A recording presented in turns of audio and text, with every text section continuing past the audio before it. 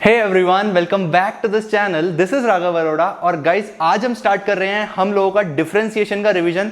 हम लोगों की रिवीजन सीरीज इस चैनल पर चल रही थी, ठीक है। आज हम लोग रिवाइज करेंगे डिफरेंशिएशन, जितना भी कवर हो पाएगा सारे के सारे कॉन्सेप्ट्स में रिवाइज कराऊंगा। मैंने पोल डाली थी, बच्चों ने ज्यादा फेवर कराया कि भैया कॉन्सेप्ट्स रिवाइज कराओ, क्वेश्चंस को बाद में देख लेंगे। तो ज्यादा से ज्यादा कॉन्सेप्ट्स रिवाइज करने की कोशिश करेंगे, सारा रिवीजन करेंगे कॉन्सेप्ट्स का, ठीक है। फटाफट से अपनी नोटबुक ले आओ, जो कुछ भी लिखना हो लिख लेना। और गाइस अब तो वैसे भी हम लोगों के पास 2 12th क्लास हैं जो अभी एग्जाम देंगे, वो हैं, और कुछ नए बच्चे हैं जो अभी 12th में आए हैं। तो दोनों के लिए ही वीडियो हेल्पफुल होने वाली है, बिकॉज रिवीजन में बेसिकली वही सिलेबस को शॉर्ट में करके पढ़ाया जा रहा है। तो कोई दिक्कत नहीं है, जो बच्चे नए हैं वो भी देख सकते हैं, उनको भी बहुत ज्यादा मदद मिलने वाली है, ठीक है। तो चलो फटाफट से वीडियो को स्टार्ट करते हैं बिना टाइम वेस्ट करे, और देखते हैं क्या क्या कॉन्सेप्ट हम लोगों को डिफरेंशिएशन में रिवाइज करने हैं। पेस थोड़ी तेज रहेगी, ऐसी ही जैसे मैं आपको इंट्रो में बोल रहा हूं, ठीक है। तो चलो लेट्स बिगिन।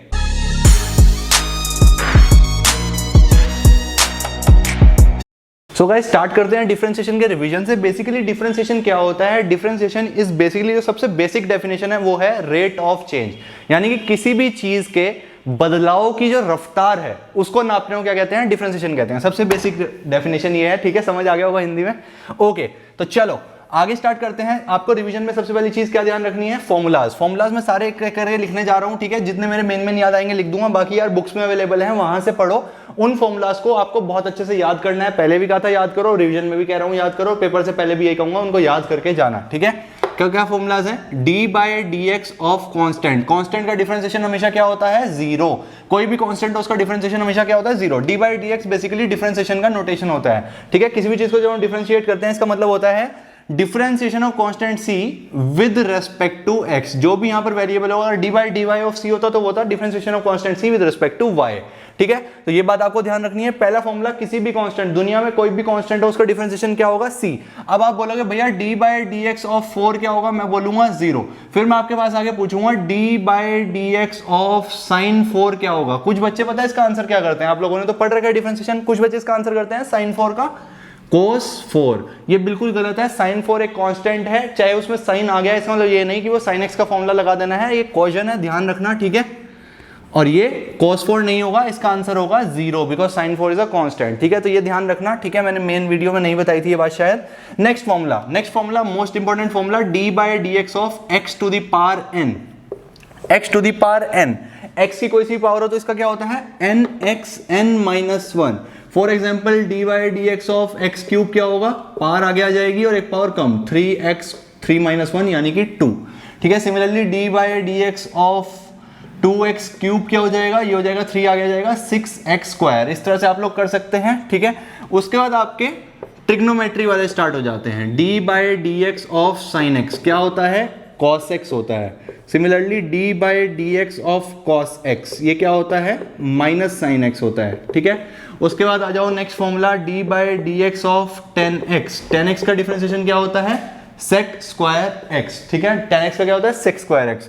नेक्स्ट क्या है? D by D x of sec x, ये क्या होता है? sec x 10x, okay. इसके बाद आपका आता है cot, d by D x of cot x, this will be equals to minus cos x square x। जिस तरह से मुझको याद है आपको याद होने चाहिए।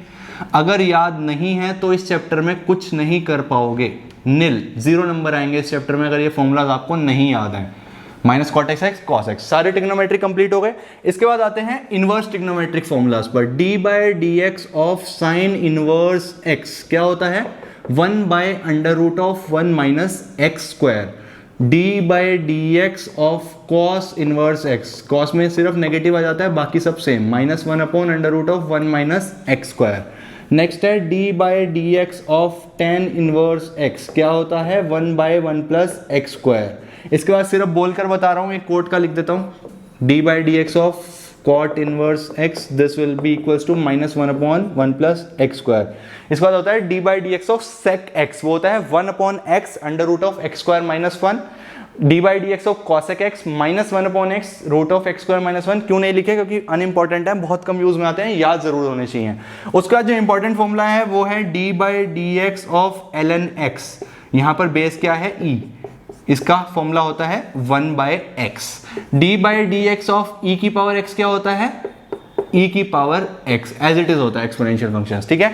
आई होप आपको फॉर्मूला समझ आ गए हैं। एक फॉर्मूला होता है guys d by D x of ln x to the power a। अगर e से अलग कोई बेस है तो क्या होता है इसका formula 1 by a ln x। ये फॉर्मूला याद रखना, ठीक है, इन दोनों को मिक्स मत करना। वैसे तो इसका ही ये डिराइव्ड फॉर्मूला है, लेकिन ये वाला भी आपको पता होना चाहिए। अगर वो बेस बदल के दे दे ln x to the base a का क्या होगा 1 by a log x। So I hope आपको फॉर्मूला सारे क्लियर हो गए, ठीक है। इसके अलावा अगर मैंने कोई मिस कर दिया हो तो आपको बुक्स में मिल जाएंगे, बिकॉज दिस इज रिविजन। तो आप मुझसे ये मत एक्सपेक्ट करो कि मैं आपको सारे के सारे formulas hand to hand book से देखकर लिखवाऊं, ठीक है, ये सब मैं करवा चुका हूं। आगे बढ़ते हैं। नेक्स्ट क्या होता है डिफरेंशिएशन में, हमारे कुछ रूल्स होते हैं डिफरेंशिएट करने के। क्या रूल्स होते हैं, ध्यान से देखो। पहला रूल क्या है कि मान लीजिए अगर आपका कोई फंक्शन ऐसे है f(x) और इसको आपको डिफरेंशिएट करना है f(x) इक्वल्स टू y। तो f(x) इक्वल्स टू y को डिफरेंशिएट करना है तो या तो आप f' लिख सकते हो या फिर लिख सकते हो d by D x of f(x), क्योंकि x के रेस्पेक्ट में कर रहा हूं मैं, और ये किसके बराबर होगा dy बाय dx, ठीक है। अब अगर दो फंक्शंस एडिशन में हो, यानी कि f(x) प्लस gx कोई फंक्शन है किसके इक्वल hx के, और मैं आपसे पूछूं कि h डैश x बताओ, तो प्लस माइनस, तो जो डिफरेंशिएशन होता है वो प्लस और माइनस में डिस्ट्रीब्यूट हो जाता है, यानी कि ये हो जाएगा f dash x plus minus g dash x। इसका क्या मतलब हो गया कि अगर आपको कोई फंक्शन दिया जाए f(x) equals to x square plus sine x, या फिर आपको दिया जाए x square minus cos x, ठीक है, ये gx है, और इनको हमें डिफरेंशिएट करना हो तो f डैश x क्या हो जाएगा, अलग अलग डिफरेंशिएट कर दो, एक्स स्क्वायर का 2x प्लस साइन एक्स का cos x. Similarly g dash x क्या हो जाएगा, एक्स स्क्वायर का 2x माइनस कॉस का minus sine minus of minus sine x, अलग अलग डिफरेंशिएट कर दिया, ये हो जाएगा 2x plus sine x. I hope आपको ये बात क्लियर हो गई। प्लस और माइनस में अगर फंक्शंस होंगे तो उनको आप अलग अलग करके डिफरेंशिएट कर सकते हो। इसके बाद दो इंपॉर्टेंट रूल्स आते हैं डिफरेंशिएशन के, 11th क्लास में भी पढ़ाए जाते हैं और 12th तक भी कुछ बच्चे नहीं सीख पाते, पता नहीं क्यों। बहुत ईजी रूल्स हैं, ध्यान से देखेंगे। इसको बोलते हैं मल्टीप्लीकेशन रूल या फिर प्रोडक्ट रूल, कुछ भी बोल सकते हैं, मैं प्रोडक्ट रूल बोलूंगा।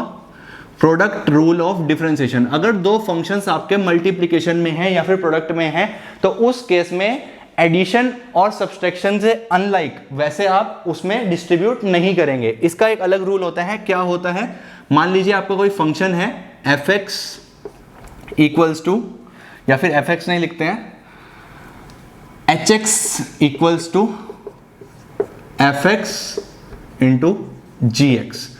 ऐसे आपके दो वेरिएबल फंक्शंस मल्टीप्लिकेशन में है, ठीक है। तो इसको अगर आपको डिफरेंशिएट करना है तो h डैश x क्या होगा, इसका सिंपल सा फंडा होता है, पहला सेम दूसरे का डिफरेंशिएशन प्लस दूसरा सेम पहले का डिफरेंशिएशन। क्या मतलब हो गया, पहला सेम दूसरे का differentiation g dash x plus दूसरा सेम gx पहले का differentiation f dash x। Simple सा फॉर्मूला है। एक एग्जांपल लेकर इसको खत्म करते हैं। फॉर एग्जांपल आपको अगर कोई फंक्शन f(x) दिया गया है और वो है e to the power x ln x, तो इसका डिफरेंशिएशन क्या होगा, f डैश x का डिफरेंशिएशन पहले का और ये देखो इसमें आप ऑर्डर चेंज कर सकते हो। मैंने बोला पहला सेम दूसरे का डिफरेंशिएशन प्लस दूसरा सेम पहले का डिफरेंशिएशन, क्योंकि प्लस है तो आप कोई सा भी ले सकते हो। बेसिकली एक का डिफरेंशिएशन दूसरा सेम प्लस दूसरे का डिफरेंशिएशन पहला सेम, ठीक है, पलट पलट कर। तो इसमें दो फंक्शंस है ex और ln x, तो पहले का डिफरेंशिएशन e की power x as it is और दूसरा सेम ln x प्लस, अब पहला एज इट इज क्योंकि पहले का कर चुके हैं, प्लस लगा दिया बीच में, दूसरे का डिफरेंशिएशन ये हो जाएगा 1 by x। This will be your answer, ठीक है। आई होप आपको मेरी बात क्लियर हो गई है प्रोडक्ट रूल की। इस तरह से आप प्रोडक्ट रूल को अप्लाई करते हैं, ठीक है। सारे कॉन्सेप्ट्स का रिवीजन कर रहे हैं। नेक्स्ट देखो क्वोशिएंट रूल। क्वोशिएंट रूल क्या कहता है कि अगर आपके कोई दो फंक्शंस हैं h(x) equals to f by g, अगर आपके दो फंक्शंस हैं और आपको वो दोनों डिवीजन में दिए गए हैं तो उनको आपको डिफरेंशिएट करना है। कैसे करेंगे, f(x) gx, ये दो फंक्शंस हैं डिवीजन में दिए हुए हैं और इनको हमें डिफरेंशिएट करना है। कैसे करेंगे, तो अगर मैं h डैश x निकालना चाहूं तो इसका भी एक फॉर्मूला होता है, पहले का डिफरेंशिएशन दूसरा सेम माइनस दूसरे का डिफरेंशिएशन पहला सेम अपॉन जो डिनोमिनेटर में है उसका होल स्क्वायर। जैसे मैंने प्रोडक्ट रूल में बताया था कि किसी को भी पहले ले लो किसी को भी बाद में ले लो, वहां पर प्लस था, यहाँ पर क्या है सब्ट्रैक्ट का साइन है यानी कि माइनस साइन है। माइनस साइन में आप लोग ऑर्डर चेंज नहीं कर सकते, यानी कि जो आपका क्वोशिएंट रूल है उसमें आपको न्यूमरेटर वाले को ही पहले डिफरेंशिएट करना है, ये बात ध्यान रखना, ठीक है बच्चों। ठीक है, जो न्यूमरेटर वाला है उसको पहले डिफरेंशिएट करना है और डिनोमिनेटर वाले को बाद में। पहले न्यूमरेटर का differentiation denominator same minus denominator का differentiation numerator same upon denominator का whole square. I hope guys आपको ये क्वोशिएंट रूल क्लियर हो गया होगा। ठीक है, आगे देखते हैं। ठीक है, डोर क्रैंकलिंग साउंड, नो इश्यूज। आगे देखते हैं, इसके बाद आपका क्या आता है चेन रूल। चेन रूल क्या कहता है, चेन रूल, चेन रूल आपका क्या कहता है, चेन रूल किस लिए यूज होता है पहले तो ये देखो। आपको एक फंक्शंस पढ़ाए गए थे गाइस, कौन से, कंपोजिट फंक्शंस। कंपोजिट फंक्शन क्या होते हैं, जब एक फंक्शन के अंदर दूसरा फंक्शन हो। फॉर एग्जाम्पल अगर आपको मैं दे दूं F x of sine x, तो इसको तो आप सिंपली डिफरेंशिएट कर दोगे कि भैया जो एफ डैश एक्स होता है वो क्या होता है, कॉस एक्स होता है। लेकिन अगर मैं बोलूं आपको f x equals to sine of x square है, तो अब x तो नहीं है। अच्छा, इसका जो आंसर बच्चे लिखेंगे cos x स्क्वायर, बेटा ये बिल्कुल गलत हो जाएगा, बिकॉज ये जो फॉर्मूलाज हैं ये सिंगल वेरिएबल, ठीक है, लीनियर वेरिएबल पर डिफाइंड है। sin x का cos x होता है, sin x स्क्वायर का cos x स्क्वायर नहीं होता, आप सबको पता होगा। तो इसमें क्या करते हैं हम, बेसिकली बाहर से अंदर की तरफ मूव करते हैं, this is called chain rule. अगर मैं लिख भी दूं बाहर टू अंदर, B टू A, बाहर टू अंदर, यानी कि हम बाहर से अंदर की तरफ मूव करेंगे। कैसे, एफ डैश एक्स क्या होगा, साइन एक्स स्क्वायर है, एक्स स्क्वायर को कुछ समय के लिए कुछ भी मान लेता हूं, मान लो एक्स स्क्वायर को मैंने कुछ भी मान लिया, जी मान लिया फॉर एग्जांपल। साइन एक्स का क्या होता है कॉस एक्स, साइन जी का क्या होगा कॉस जी। लेकिन यहां पर ना स्टोरी यहां पर नहीं रुकेगी। जैसे अब मैंने जैसे साइन जी माना तो साइन जी का कॉस जी, तो साइन एक्स स्क्वायर का कॉस एक्स स्क्वायर। लेकिन चेन रूल में जिसको माना है उसका भी डिफरेंशिएशन बेटा करना होता है, यानी कि multiplied by D x of x square, cos x square into D by D x of x square. इसका आंसर क्या हो जाएगा, 2x cos x square will be your answer, ना कि सिर्फ cos x square. I hope आपको मेरी एक बात क्लियर हो गई होगी। बाहर से अंदर की तरफ मूव करेंगे और जिसको भी लेट कर रहे हैं आप, उसको आपको बाद में डिफरेंशिएट करना है। फॉर एग्जाम्पल, एक सिंगल एग्जाम्पल से चेन रूल को खत्म करूंगा। लेट करते हैं एफ एक्स है sine of ln of e to the power 2x plus 3। Okay, f dash x निकालना है अपने को। कैसे निकालेंगे, साइन ऑफ समथिंग, बाहर से अंदर, सबसे बाहर क्या है साइन है, तो इस सबको कुछ मान लिया, दिल में मान लिया मैंने, कुछ मान लिया। साइन ऑफ इसको एनीथिंग बोल दिया, साइन ऑफ एनीथिंग क्या होगा कॉस ऑफ एनीथिंग, यानी कि कॉस ऑफ ए। अब ए तो हमने माना है तो ये तो लिख सकते, तो जो माना है वो लिखो, cos of ln e to the power 2x square plus 3। Sine of something equals to cos of something multiplied by d by D x of that something, यानी कि multiplied by d by D x of ln e to the power 2x square plus 3।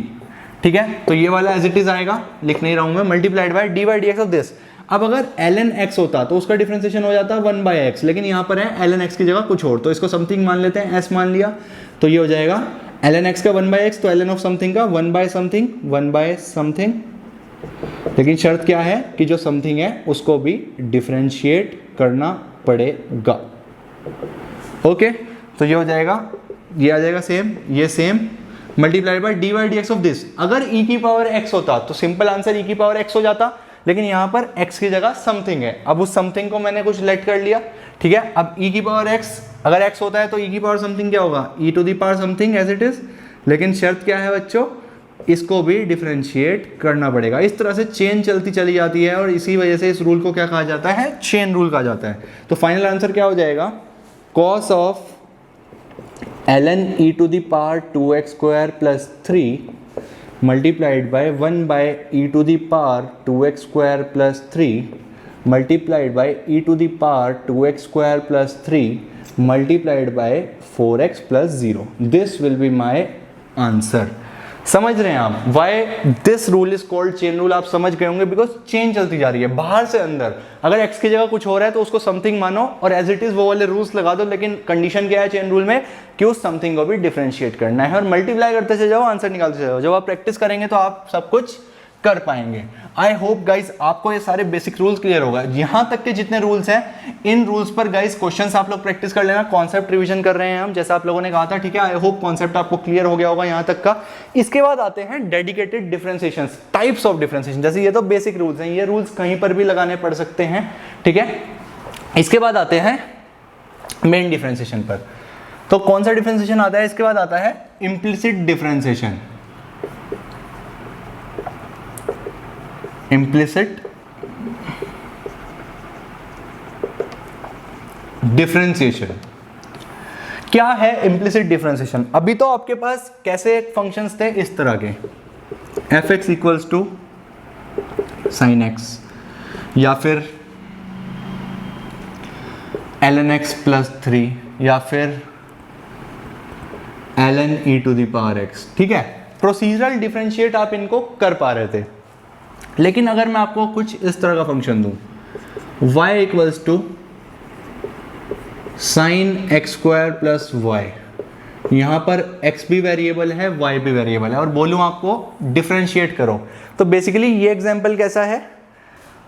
Implicit example आप इसको बोल सकते हैं, ठीक है। एक जस्ट सिंपल एग्जाम्पल दे रहा हूँ। वैसे तो दो तरह के फंक्शंस होते हैं, प्रॉपर डेफिनेशंस होती हैं, उसमें नहीं घुसेंगे। इस तरह की शक्ल के मैं कुछ एक एग्जाम्पल दे रहा हूँ, ठीक है। इम्प्लिसिट वो होता है जिसमें एक्स और वाई को अलग नहीं कर पाते हैं, एक्सप्लिसिट वो होता है जिसमें कर पाते हैं। वो सब बातें ठीक है, लेकिन तुम समझने की कोशिश करो कि इम्प्लिसिट डिफरेंशिएशन में तुम्हें करना क्या है, ठीक है। रिविजन कर रहे हैं हम लोग, ओके। तो अगर इस तरह का क्वेश्चन है तो इसको डिफरेंशिएट कैसे करोगे, ये हम लोगों को इम्प्लिसिट में सीखना है। मान लीजिए आपको क्वेश्चन है, सबसे पहली बात जो आपको ध्यान रखनी है बेटा, वो क्या ध्यान रखनी है? सबसे पहली बात ध्यान रखनी है आपको कि किसके रेस्पेक्ट में हो रहा है डिफरेंशिएशन, उसका ध्यान रखेंगे। यानी कि अगर तो कांस्टेंट है, अगर तो कांस्टेंट है तो x हो, y हो, z हो, किसी के भी रेस्पेक्ट में हो, 0 आएगा। लेकिन अगर dy बाई dx आ रहा है, x के रेस्पेक्ट में कर रहे हैं, तो आप y को कांस्टेंट नहीं मानेंगे। अगर y वेरिएबल है तो इसको आप 0 नहीं करेंगे, एज इट इज छोड़ेंगे। ये इम्प्लिसिट डिफरेंशिएशन का रूल है। क्या मतलब हो गया इसका? मैं समझाता हूं, आपको समझ नहीं आया होगा, ठीक है। क्या मतलब हो गया इसका? इसका मतलब ये हो गया, फॉर एग्जाम्पल अगर आपको क्वेश्चन आए f x equals to x y plus y z y x square plus 2x plus y, ये क्वेश्चन है आपके पास, और आपको निकालना है गाइस dy बाय dx, ठीक है। तो आपको पता है कि जो fx होता है, बेसिकली fx किसके बराबर होता है? fx तो y के बराबर ही होता है ना। fx as a function of y हम लोग पढ़ते आ रहे हैं बचपन से, यहाँ पर भी y ही के बराबर है, ठीक है।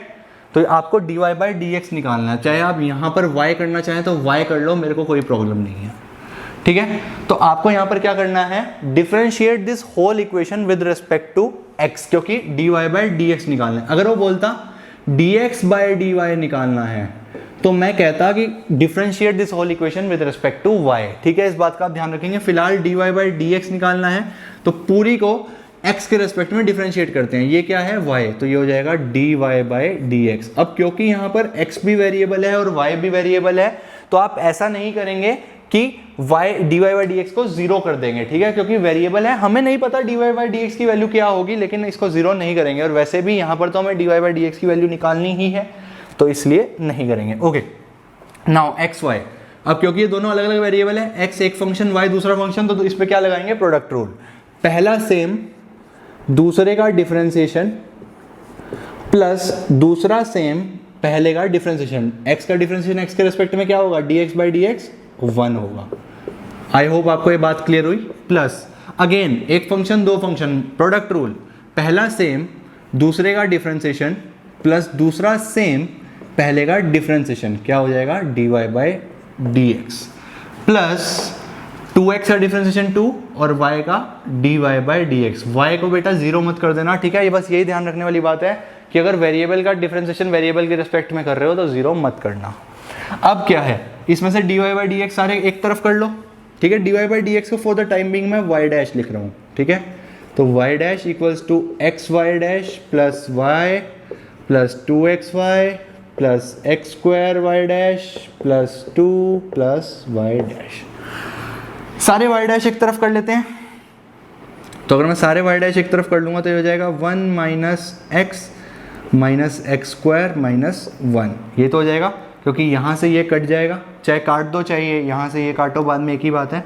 बचा क्या हमारे पास y plus 2x y plus 2। तो यहाँ से y डैश का वैल्यू क्या आ रही है या फिर dy बाई dx की वैल्यू क्या आ रही है? आंसर हमारा y plus 2xy plus 2 upon minus x square. This will be your answer. अगर dx बाई dy निकालना होता तो आप y के रेस्पेक्ट में डिफरेंशिएट करते, dx बाई dy जहां बनता है उसको छोड़ देते और एक साथ करके इसका आंसर निकाल लेते जैसे मैंने निकाला। आई होप आपको ये इम्प्लिसिट फंक्शंस का जो कॉन्सेप्ट है वो क्लियर हो गया है, ठीक है। और इम्प्लिसिट डिफरेंशिएशन के केस में हमेशा ही आपको इस तरह से क्वेश्चन को सॉल्व करना होगा। Let's move to our next concept guys. Next concept क्या है? नेक्स्ट कॉन्सेप्ट है differentiation of parametric functions. Differentiation of parametric functions. इसमें क्या करते हैं, बेसिकली आपको जो x दिया गया है वो दिया गया है function of some new variable या फिर पैरामीटर t, और y क्या दिया गया है सेम पैरामीटर के रिस्पेक्ट में फंक्शन। आपको निकालना है dy बाय dx। अगर आपको x equals to f of t दिया गया है तो क्या आप dx अपॉन dt निकालने में सक्षम हैं? क्या वो f डैश टी के बराबर हो जाएगा? अगर आपको y equals to f g of t दिया गया है, दोनों सेम तो नहीं हो सकते, g ऑफ टी दिया गया है, तो जो आपका dy बाई dt है वो आप निकाल पाएंगे? क्या वो g डैश टी हो जाएगा?